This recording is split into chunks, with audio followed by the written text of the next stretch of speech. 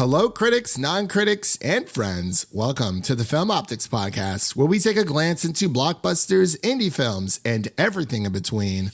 I'm your host, Christian, and as always, I'm joined by my partner in film, Devin. And today, we're here to give our thoughts and insights on Ted Lasso Season 3. The final season, it breaks my heart. To let everyone know, we are going to be covering non-spoilers first for this season altogether. And then we're going to get into our spoilers. There's not too much to spoil, though, since it is a comedy, but there are a few story beats. If you have not watched this season, we will let you guys know once we hit this little bad boy.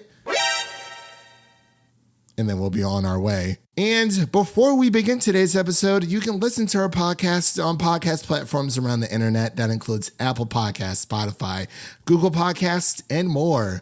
And if you are a new or seasoned listener to the show, we would love to hear from you guys. Follow us on Instagram and follow us on Twitter at Film Optix. Again, that is Optix with an X. Or you can email us at filmoptix@gmail.com for any movie-related questions.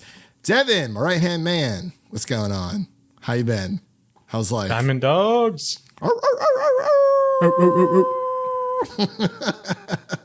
What an insane week for television. I mean, yeah. Succession, Barry, Ted Lasso, and apparently Marvelous Miss Maisel are all ending this in 1 week. That's how does that happen? All within a week. Yeah, all within a week, and I gotta admit, I've been slacking on the TV side ever since I moved into my new place. Part of it I blame that I've been playing a lot of Zelda Tears of the Kingdom. And that game's been taking up a lot of extra small tidbits of time here and there. I'm almost done, at least with the main story quest, but there's always more to do. But I think at this point, I'm just gonna beeline it to the end. To be completely honest, because I could spend forever in that realm, and it's just a lot. And I'm like, man, I got to catch up on TV. I have to start Succession altogether because that's something I've not watched. I know it's a big shocker. I'm a big HBO guy, and I haven't watched Succession yet. I need to watch Barry. I need to start Barry, honestly, as well as I haven't started Marvelous Miss Maisel, but I hear that's very good. But Ted Lasso, what we're talking about here today, I've been very consistent. I was able to catch up and just watch the finale today, and I bawled my eyes out, and wow, it was a lot to take in. But how have you been, buddy? I know it's been since the 22nd of May. Again, not a long time for us, maybe 10 days since we've done a podcast episode together. And then I released, I covered Shazam! Fury of the Gods again on a Blu-ray format alongside an old school Superman thing. But how have you been? What have you been watching outside of Ted Lasso and Barry? What have you been, just what have you been up to? Yeah, I'm like you. I need to catch up on TV. I haven't been really watching anything except Ted Lasso. I do need to catch up on Barry, along with some other things. I've been playing some games. Jedi Survivor, it's gotten a couple updates, so it's definitely playable now, which is good. I'm having fun with that. It has been, I don't know. It's hard balancing trying to play a game and watching television. Movies are easier, but I prefer television altogether because I enjoy the long form of storytelling. But obviously, you sit down and you watch a movie, you're boom, one and done, on to the next one. But yeah, I know a lot of people prefer watching movies over TV shows, but sometimes I get it's hard for me to concentrate during movies. I went to go see the new Super Mario Brothers movie again because my buddy wanted to go see it. And that movie is only an hour and a half long. And I just had such a hard time paying attention. Maybe it's because I've seen it already, or I don't know. It was really, really weird. And I was that's never really happened to me before, but very excited for Across the Spider-Verse altogether. That's going to be amazing. I'm my most anticipated movie of the year. It's coming up tomorrow. So that's going to be pretty awesome. But yeah, I'm glad that you're, playing some Jedi Survivor. You'll be able to play it in a stable state on PC. Have you checked out the Max streaming service, Devin? I actually have not yet. Probably will soon when I dive back into Barry. Have you updated at least? I don't even know. I haven't even looked, to be honest. I did look at Netflix since that terrible update, and I don't know how that's going to work out, but I think we're going to have to possibly get some $7.99 additional accounts added on.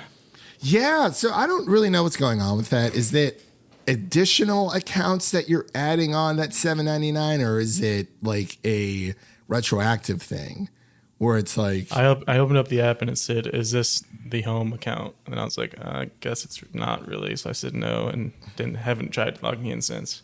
Oh God, I'm so afraid. Did I watch Netflix yesterday? I think I did on my laptop. Maybe it only appears on the app itself. I don't know. It's weird. Anyway, as we mentioned before, as we totally just got off track, we are here today to talk about Ted Lasso Season 3. Again, we're going to be doing mostly non-spoilers. If we get into spoilers, we will let you guys know. We're just kind of taking this beat by beat and, being a goldfish about this whole thing. So we'll be right back after this introduction to Ted Lasso Season 3.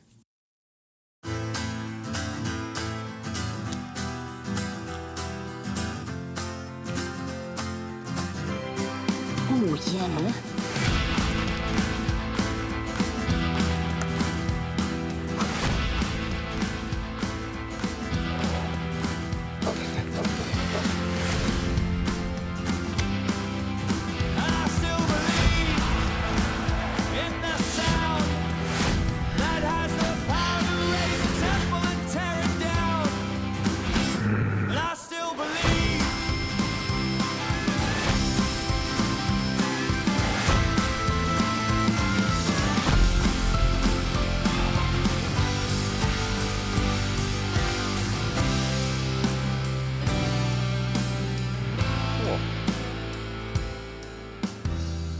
Well, if seeing is believing, I believe we've been seen.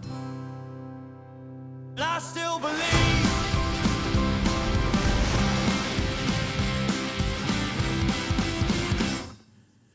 And we are back with our Ted Lasso Season 3 review.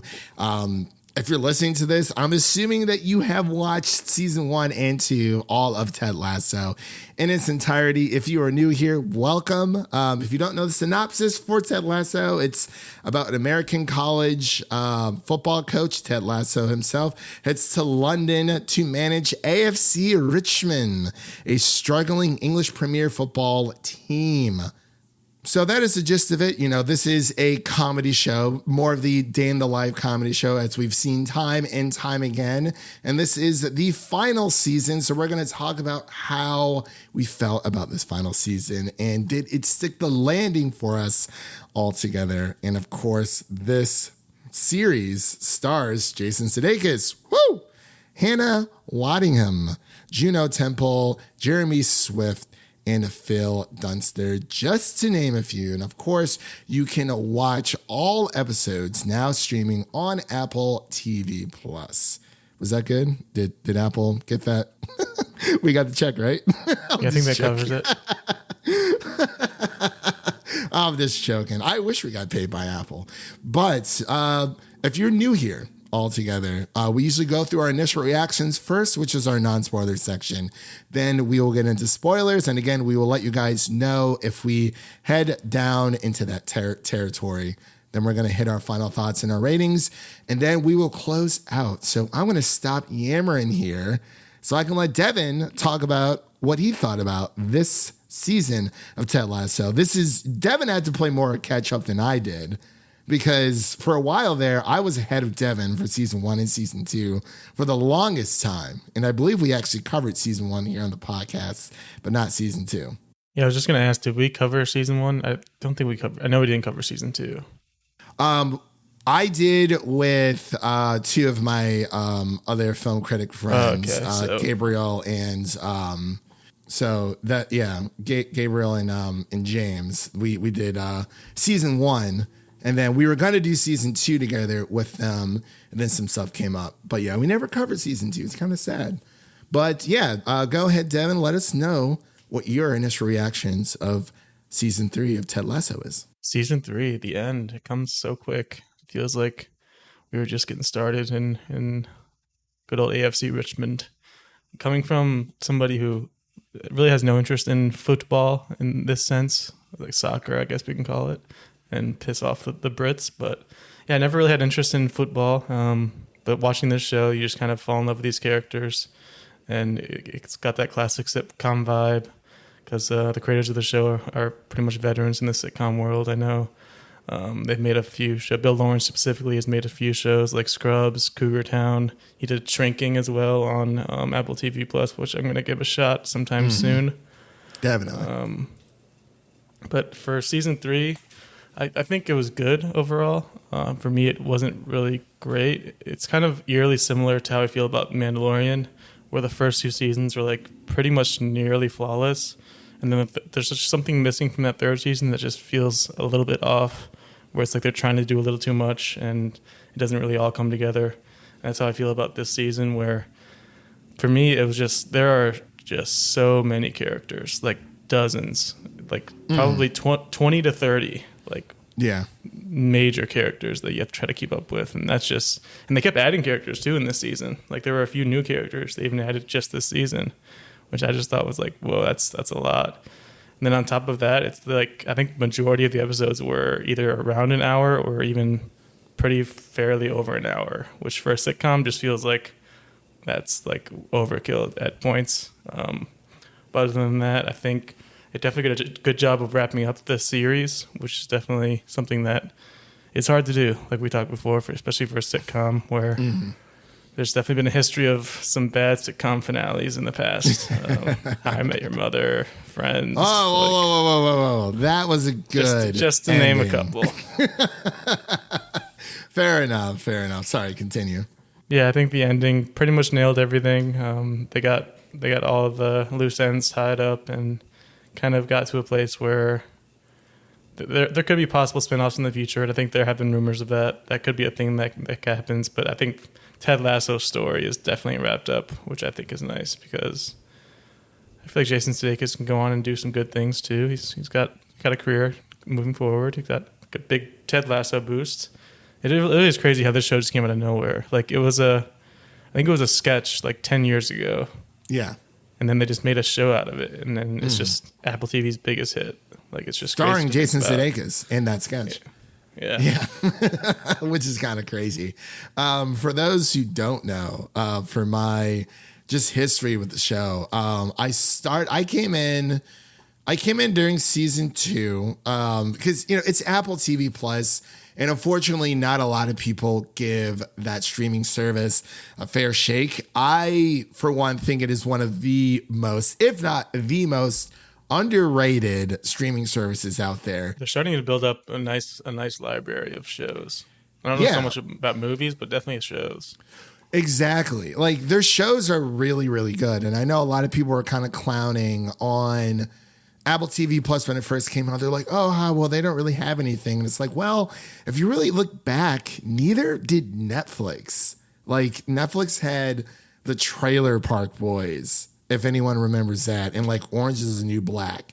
Like Netflix really didn't really have like that flagship show. I would say Orange is the New Black was like a mid flagship show because a lot of people really liked it. I think House of Cards was the big one. I actually think Stranger Things was the big one. Like, I think that was like... Well, House of Cards was before that. Yeah, I know. But I'm just saying, like, as in, like, global phenomenon, like, I guess you could say what do people say about Avatar, The Way of Water, how it doesn't have any pop culture influences or whatever. Like, Stranger Things, for me at least, that was their thing. But yeah, there was House of Cards as well, which strangely enough, they actually get the ta-dum sound from that series. But I digress.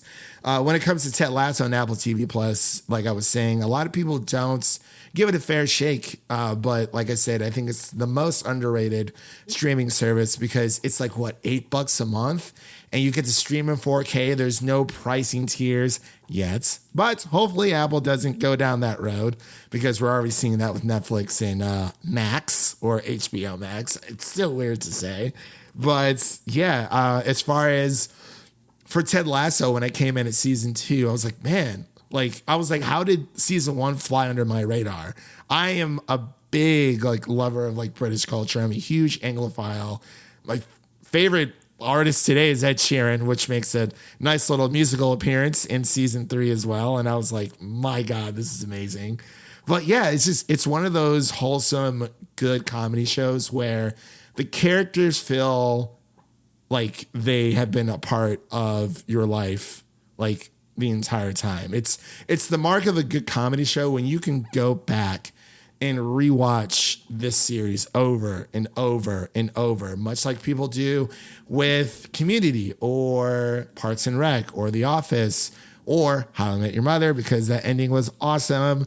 But it's the familiarity when it comes to sitcoms where, these characters aren't just, it's not just a show you're watching. It does become a way of life. It does become a part of your identity. And, you think about the situations that these characters are in and you can kind of apply some of those situations to your own life. And I think season 3 was, I think it hit the mark. I know a lot of people weren't super crazy about it. There's a few things that I wish that, I wish they would have brought back the therapist. For sure. But, she kind of said it was like a final goodbye at the end of season 2. But this season may not have been as strong as season 2 or season 1, but it's still really good. I would say it's as good as season 1. I don't know. I can't say it's the worst season because it's there've been some people that have been saying it's been really bad so far this year, or throughout this season. I'm definitely going not that far. I don't think it's soured on me that much, but I do think there's definitely some issues this season compared to the first 2. I think there's things they could have improved on. Yeah. Yeah. I definitely think there's things they could have improved on, but because everyone's following the character stories and the whole, I guess you could say je ne sais quoi with with Rebecca and Sam. I was actually rooting for them. I know it's a really weird situation, but oh my God, did they not make each other so happy? I was like, yes, love wins at the end of the day. It doesn't matter what, well, obviously it matters what age you are, but in their situation, it was a little different. But overall, for season 3, I think they hit the landing. I think the series finale was awesome. And there was a lot going on this season. I do agree with Devin when it comes to season 3. It feels like not that they were necessarily trying to do too much, but a few things kind of started teetering off, which is nice. Everything that happened with Rebecca and Jack, that thing kind of just, it was what it was. Everything that happened with Nate and, the new with West Ham, which the football team he was with, but that got wrapped up nice together with a little bow towards in the season finale. But overall, I love this show. I think it still made me laugh just as much as the last 2 the first 2 seasons, and it's done its job. And I think we can all learn something from Ted Lasso. It wasn't as emotional. It didn't get as serious as season 2 did, but it was so good. And I have to thank the team, the entire staff who worked on this project, the entire cast who worked on this project. It was just beautiful. And of course, my boy Ed Sheeran coming in clutch with another song, which you can now listen to on Spotify. It is called A Beautiful Game, and a beautiful game it is, even though I'm not a big football/soccer fan when it comes to that. So, but yeah, it was good stuff, man. I don't know. But did you want to get into spoilers altogether? Because like we kind of said, I wasn't entirely sure if there isn't spoilers to get too, but like, what did you think about Ted's journey? I guess would be my next question to you. Well, I guess one thing I had something that was bothering me throughout the season. It feels like I was missing something. Like why did Nathan turn? It feels like I missed an episode or something. It's just like, oh, he's mad at them and evil now. Like, why? I don't understand. Are you talking about between season 2 and season 3 why he turns? Yeah. So, at least from my understanding, he felt underappreciated when he was at Richmond originally, because he was like, the Wonder Kid, even though everyone kept calling him the Wonder Kid. But, he was kind of, he was the training boy, or not the training boy, or like the equipment manager who kind of rose up in the ranks. And, he spends a lot of time with the team. He knew football. And he felt like he was being underappreciated. It's been a while since I've seen season 2, but I do remember that much. And that it kind of felt like forced conflict to me because it didn't really lead to much either. It just kind of like he gets fired and then that's it. Like didn't really have a big conclusion like they were leading it up to. So with Nathan's journey, I feel like they did a good job because they obviously, it would have been really weird if they just didn't address, like if Ted and Nathan didn't share a scene together, because that's what kind of like wrapped it up for me between everything that was happening in season 3, because obviously Nathan was mad that what was happening, but it was kind of not fake anger, but like it was a type of anger where it's like, you're mad for the moment, and then you make that decision, whatever drives you. And then you kind of start to reflect and be like, man, like what I did was pretty messed up. And then he starts to, have remorse and second guess his decision. And it kind of not necessarily, wasn't like, I guess what I'm trying to say after I've been rambling, I never viewed Nathan as like a villain, more of an antagonist, as in like, he was an obstacle. But now that obstacle's kind of been removed and he's kind of, he's back to what he was. But I think the scene that Coach Beard, and Nate shared together was really nice because you get more insight in who Coach Beard was altogether and, the whole second chance thing. But that's just my take on it. But I totally understand if people think it's, kind of just like a weird flip, because I feel like he was always going to come back. I just didn't know how they were going to do it. But yeah, that's my answer for that, I guess. There you go. Yeah. If anyone agrees with me or disagrees, just, tweet at us at Film Optix. Again, that's Optix with an X on Instagram and or Twitter. Let us know your thoughts. But did you have anything else outside of that? Any other qualms? Yeah. I felt similarly with the, what was his name? Zava, the Zava storyline. Oh, yeah. That really just came and went. Like, that was just like a whole lot of nothing. Yeah, and honestly, I was okay with Zava kind of just leaving because that's kind of what happens in the world of sports. Like, it's like, oh, we got so-and-so. And like, everyone's excited for a second, the player stays with the team and then that kind of just like, the talk kind of just dies down, or they end up leaving. I mean, the Zava thing I was fine with, but when he was there, I thought it was like hilarious. Danny Rowhouse had like the biggest man crush on him, and it was perfect. But yeah, it was really nice. A lot of character moments, like you said, Devin. There's a lot of characters here to kind of follow. I mean, it's kind of, they're adding new characters, much like they are in Stranger Things. And, House of the Dragon, Game of Thrones. But granted, those shows kind of went a little bit longer than Ted Lasso. But I think ending it where they did was good because you kind of want to end it on a high. You don't want to stretch it out too long where it's like, oh, gosh, how many more games of, football can Richmond face and yada, yada, yada and whatnot. It's definitely a tough balancing act because it did feel like at times they were stuffing so much into this season. Because like I said, every episode's around an hour, which for a sitcom is a lot of time. So it feels like they could have spread it out. But then, of course, you'd have complaints that they're stretching it too thin. So it's kind of a hard thing to balance. It is. And if you really actually think about it, I saw a tweet where season 3 is technically the longest season.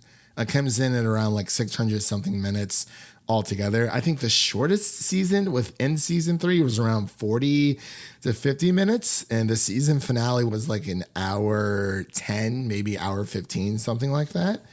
But yeah, I mean, it's, yeah, pretty much movie length. And it's, they kind of did the Stranger Things effect, or granted, Stranger Things still has one more season to go, but yeah, it's tough. Like you said, it is a balancing act, but for what they did with the show and how far they carried it, because I think 3 seasons is considered a win in my book for any television show to come and go if they want, or at least 3 seasons. Like that's a big deal.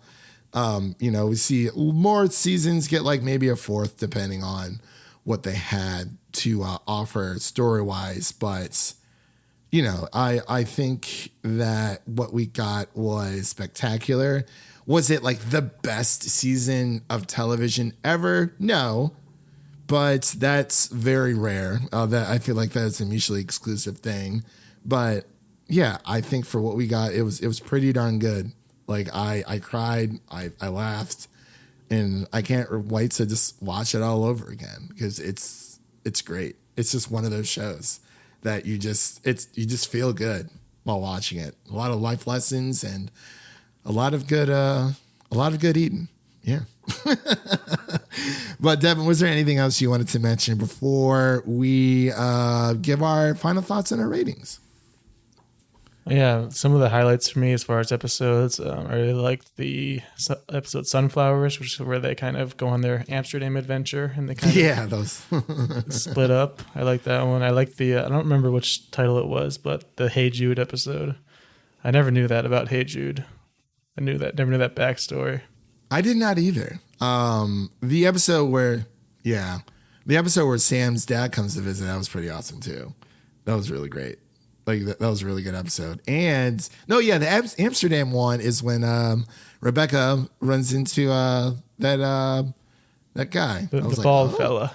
The bald fella. He reappears at the end. Yeah, putting the moves on him. I was like, oh, okay. That was cleverly done, by the way. Was not expecting that whatsoever. I was like, oh my God, he's here again. I thought that was awesome. I was like, wow, that was beautiful. And of course, Leslie, always being Leslie, and Kent Trim. But yeah, it was a lot of beautiful moments, honestly, within this season. Just great stuff. But let's actually just get into our ratings, because I feel like I already gave my final thoughts earlier as I was rambling. I apologize, guys. It's been a few days of us, just kind of getting back into it, but we never really left. I don't know. It just feels weird. Only been about 10 days, honestly. But Devin, how would you rate season 3 of Ted Lasso? Yeah, for me, I'd say the first half of the season definitely felt like it was a little rougher to get through, and then the back half is where they really picked things up and really started to bring things together. Yeah. Just the biggest issue for me was just there's just so much characters and so much story that they tried to stuff into one season, and that definitely is the biggest issue for me for this season. And it, like I said, it's eerily similar to The Mandalorian for me, where first 2 seasons are just so good, and that third one just feels a little bit off. Nothing crazy, but yeah, as far as the score goes, I'd probably go with like a 75 overall. Oh, okay.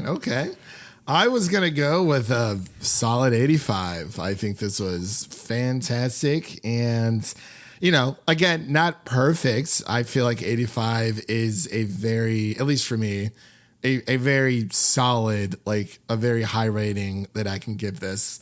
And it's, just thank you, Ted, for showing us who you are and to believe in ourselves.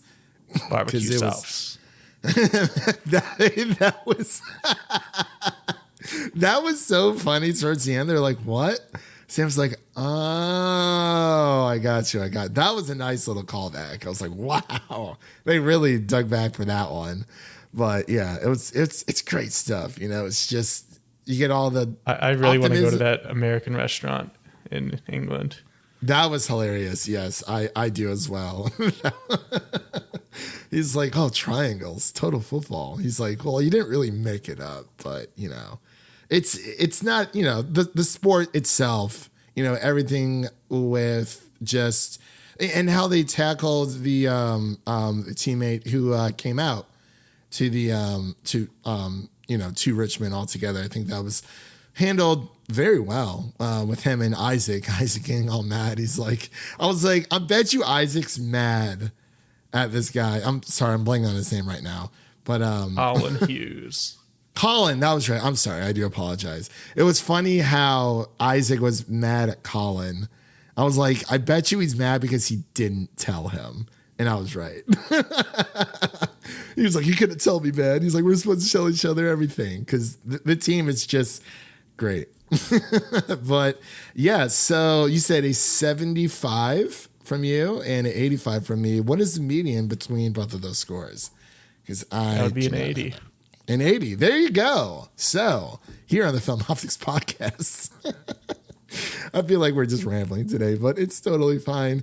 That is a solid 80%. That's going to be our official podcast rating between my score and Devin's score for the Film Optix podcast. We are giving Ted Lasso Season 3 an 80 out of 100.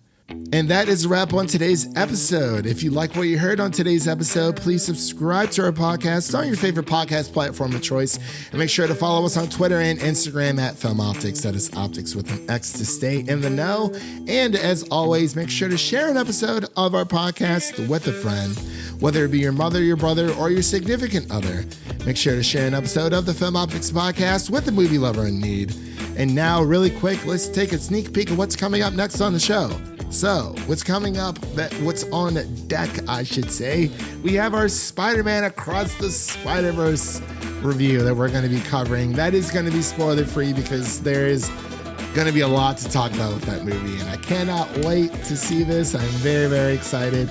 Alongside, my gosh, Devin, we have so much between Transformers, the new Transformers Rise of the Beast, The Flash that's coming out in June. Like, we have a lot to cover on the movie side. Hopefully we can do some more TV stuff as well, because that is my OG bread and butter. But what's out now that you can listen to?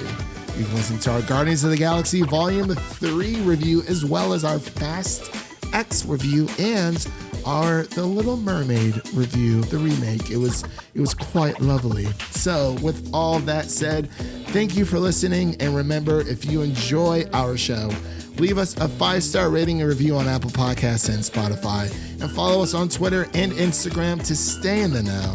I'm Christian, and that was Devin signing off, and we'll see you guys in the next one.